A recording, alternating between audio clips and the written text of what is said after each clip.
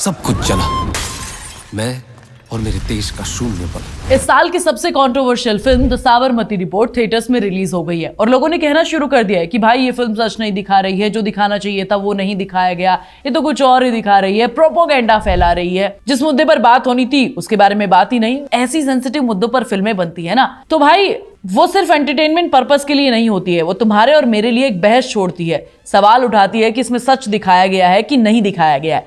आज के इस वीडियो में मैं तुम्हें कोई रिव्यू नहीं देने वाली हूं, लेकिन जो फिल्म में किया गया है वो जरूर बताऊंगी। और मैं क्यों कह रही हूं ऐसा कि भाई विक्रांत मैसी का करियर खत्म हो सकता है इस फिल्म के बाद, वो भी तुम्हें बताऊंगी। तो वीडियो को पूरा देखना और चैनल को सब्सक्राइब करना बिल्कुल मत भूल जाना। देखो, सबसे पहले मैं इसमें तुम्हें यह बताऊंगी कि आखिर हमें फिल्म में क्या दिखाया गया है। फिल्म में एक जर्नलिस्ट की कहानी को हमें दिखाया गया है, सॉरी हिंदी जर्नलिस्ट की कहानी को हमें दिखाया गया है कि किस तरीके से वो एक सेंसिटिव मुद्दे को कवर करने के लिए जाता है, और जब वो इसे कवर करने के लिए जाता है तो उसे क्या क्या चैलेंजेस फेस करने पड़ते हैं, और जिसके साथ वो इसे कवर करने के लिए जाता है एक well sophisticated anchor, sorry well sophisticated नहीं, एक इंग्लिश एंकर किस तरीके से अपने बॉसेस के प्रेशर में आकर जो दिखाना चाहिए था उस सच को दिखाती ही नहीं है, और इन सब के बीच में स्टोरी कहीं खो जाती है। भाई ये मूवी दिखाती है कि ये एक्सीडेंट नहीं था। विक्रांत वैसे ही पूरी फिल्म में अपने आप को प्रूफ करने की कोशिश करते हैं, लेकिन इस सब के बीच में उन्हें जेल में डाल दिया जाता है क्योंकि उनके ऊपर कैमरा चोरी के इल्जाम लगा दिए जाते हैं। सिर्फ ऊपर बढ़ता है और वो स्टोरी दूसरे तरीके से प्रेजेंट करके लोगों तक पहुंचा दी जाती है। ऐसे में जब विक्रांत मैसी को ये सब पता चलता है तो भाई वो डिप्रेशन में जाता है क्योंकि उसकी नौकरी चली जाती है। जो उसने कवर, जो सच उसने देखा था 59 लोगों की मौत का, वो उस तक ही रह जाता है। उसके बाद वो डिप्रेशन में जाने की वजह से भाई शराब वराब पीते हैं। ऑब्वियसली एक नॉर्मल बंदा जो कैमरामैन है वो इसी तरीके से चीजें करेगा। उनके ऊपर सच बोलने की वजह से जो इल्जाम लगे उससे वो हर्ट तो होगा ही ना यार, नॉर्मल लोग ऐसा ही करते हैं, और यही फिल्म में दिखाया गया है। इससे पता चलता है कि फिल्म कितने रॉ तरीके से बनी गई है। सवाल ये उठता है कि क्या साबरमती रिपोर्ट में इस सवाल को पूरे तरीके से एड्रेस किया गया है? तो भाई इस बात का साफ साफ जवाब यह है कि वहां पर उस जर्नलिस्ट की स्टोरी को दिखाया गया है। वो जर्नलिस्ट सच बोलने की कोशिश भी करता है।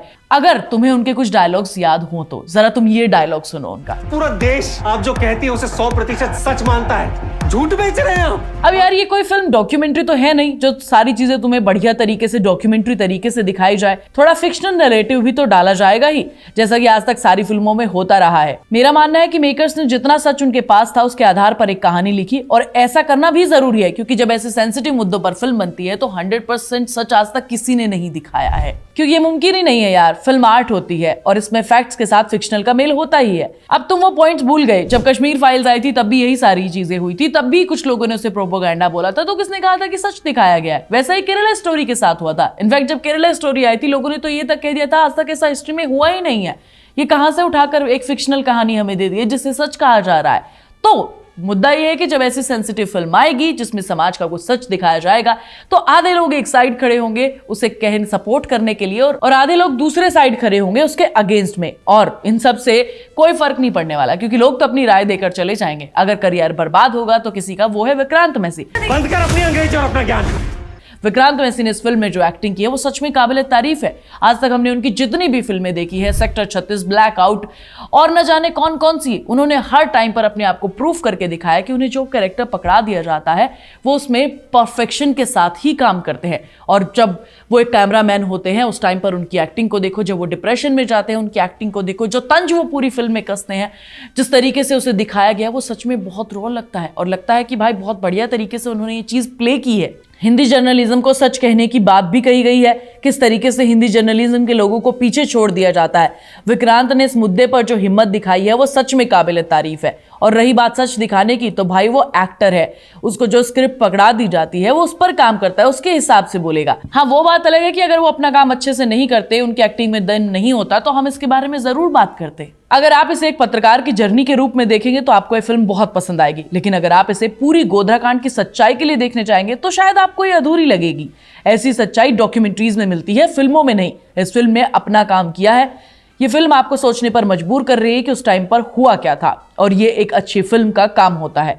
सबने इस फिल्म में बढ़िया काम किया है, चाहे वो रिद्धि डोगरा हो या फिर राशि खन्ना या फिर विक्रांत मैसी। यही तो विडंबना है आज हमारे देश की कि सीधी सादी हिंदी टेढ़ी लगती है। इन सब में मैं यही कहना चाहूंगी कि सबने अच्छी कोशिश की है, सब अपनी उसमें कामयाब हुए हैं। अगर तुम्हें लग रहा है कि ये सिर्फ फिल्म की तारीफ करने के लिए बोल रही है तो ऐसा कुछ नहीं है। फिल्म में काफी कमियां भी हैं। फिल्म का बैकग्राउंड म्यूजिक उतना अच्छा नहीं है जितना सेंसिटिव मुद्दा था, और फिल्म में कुछ ऐसे गाने डाले गए हैं जिनकी जरूरत भी नहीं थी। ऐसे सेंसिटिव मुद्दों पर जब फिल्में बनती है तो उनमें गानों की जरूरत नहीं होती है यार, स्पेशली इस टाइप के गाने। तो भाई मेरे हिसाब से ये फिल्म आपको जरूर देखनी चाहिए, क्योंकि विक्रांत मैसी ने इसमें बढ़िया काम किया है। इतने बड़े देश में इतनी बड़ी बात को कोई छुपा कैसे गया? और हमारे लिए एक सवाल छोड़ा है ये सोचने के लिए कि भाई गोधरा कांड में आखिर हुआ क्या था। बाकी मैं मिलूंगी तुम्हें नेक्स्ट वीडियो में। तुम्हारा इस पर क्या कहना है मुझे जरूर बताना। तब तक चैनल को सब्सक्राइब करना और वीडियो को लाइक और शेयर करना।